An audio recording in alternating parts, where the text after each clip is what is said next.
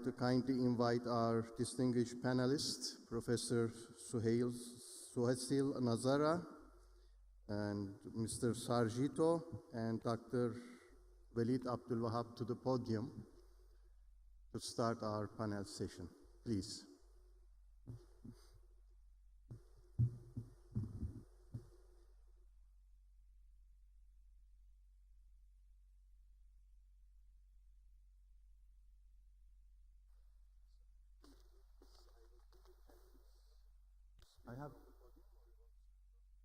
I will have few slides on the board. Yeah. I will invite you one by one. Okay.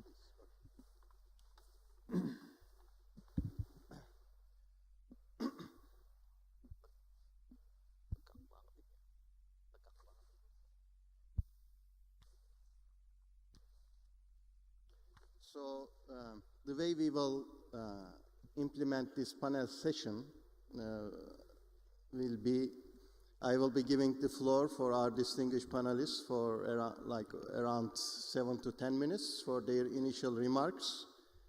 And then I will be asking them 1 or 2 questions, and then I will open the floor for questions and answer session. So our first panelist and speaker, Professor Suhasil Nazara.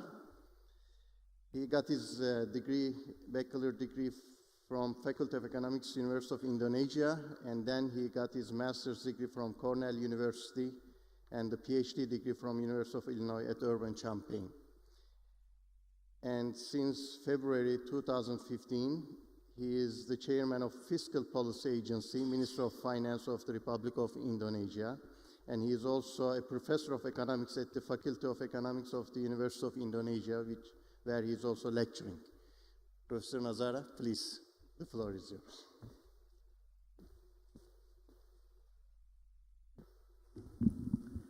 Assalamualaikum warahmatullahi wabarakatuh. Ladies and gentlemen, in the next 10 minutes, I would like to give you a highlight about the background of our important seminar session this morning. That is, of course, this is about the infrastructure development, and then how Sukuk would be very good for infrastructure development and financial inclusion. The way we organize this session throughout the day is that I'm going to present you the infrastructure needs of Indonesia, fiscal policy, and then later my colleague from the Director General of Risk Management and Financing will present you about how Sukuk is actually used, how the Sukuk financing is actually practically used in our fiscal policy. Ladies and gentlemen, I think it's very fair to say that in this current government, the government of Indonesia starting this administration come up with with a completely different mindsets about how the fiscal policy should be managed.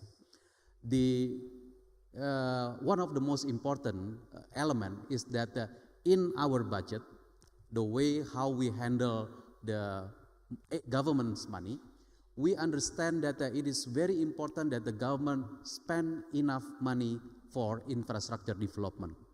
I think my colleagues, my fellow Indonesians understands very well that we are lacking of the infrastructure in Indonesia. We don't have enough infrastructure. So the current government started last year thought that we have to build infrastructure. But the question is, where should the money come from? Where should we get the money to build our infrastructure in the country? Of course, we also have one other problem in Indonesia, that is we spend too much on the fuel subsidy in the past. We spend too much on the unproductive spending like fuel subsidy, and this current government decided that it's enough. It is time for us to straighten up our mind. Let's cut down the fuel subsidy and increase the infrastructure spending. So that is what is happening. That is what is happening with Indonesian fiscal policy in 2015. You will see that also in the 2016. You will see that again and again in the 2017 and so on.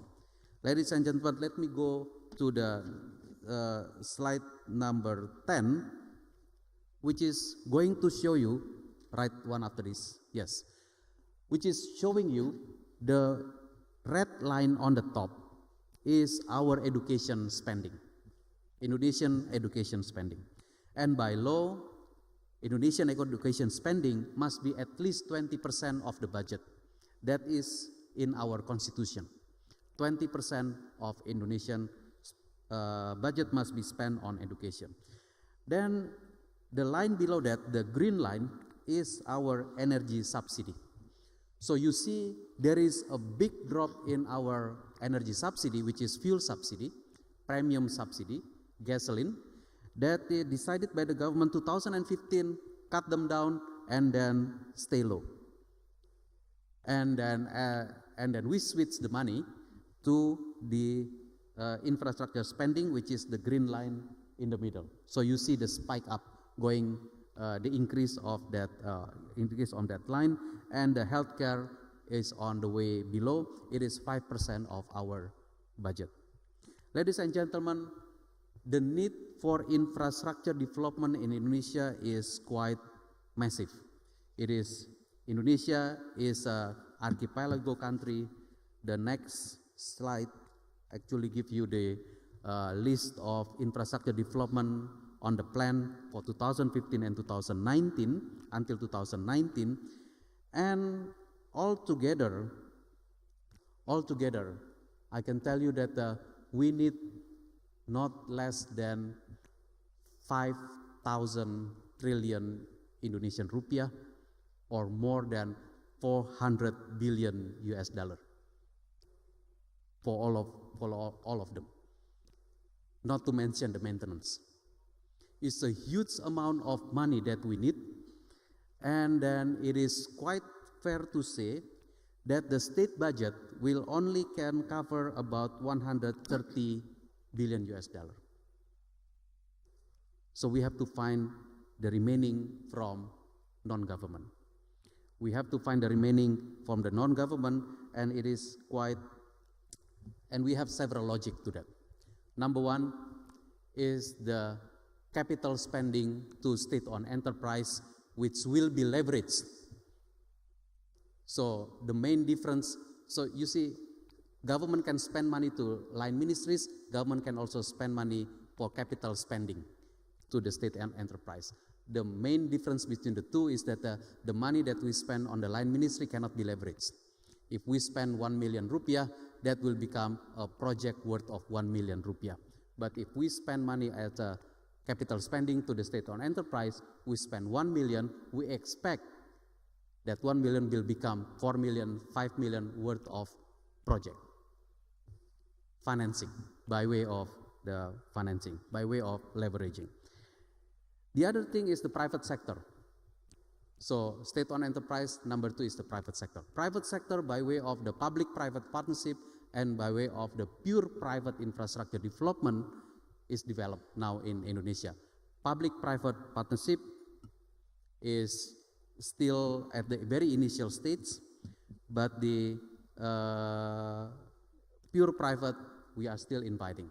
And for the pure private, we are providing the fiscal incentives for any private sector building infrastructure worth more than 1 trillion rupiah. So we can provide the fiscal incentive in the form of the tax deduction to the private sector. So ladies and gentlemen, the need of infrastructure development is massive, and of course Sukuk financing is one way to fulfill that need, to fulfill the need.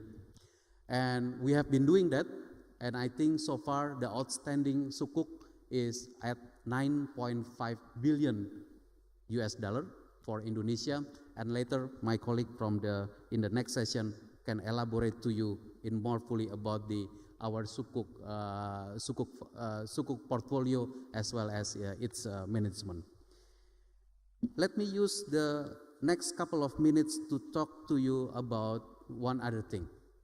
In Indonesia, when we changed the logic of the fiscal policy, when we said that reduce the fuel subsidy and increase the infrastructure, it is actually not only stopped there. The money that we get from the from the fuel subsidy reduction is actually allocated to two things. Number one is the infrastructure spending, and there is a number two, social protection. Because we believe that in the growing Indonesia, where the middle income class is increasing, social protection will become more and more important. Social protection is very, very important not only for the poor, but also for the middle class. Because this middle class are usually still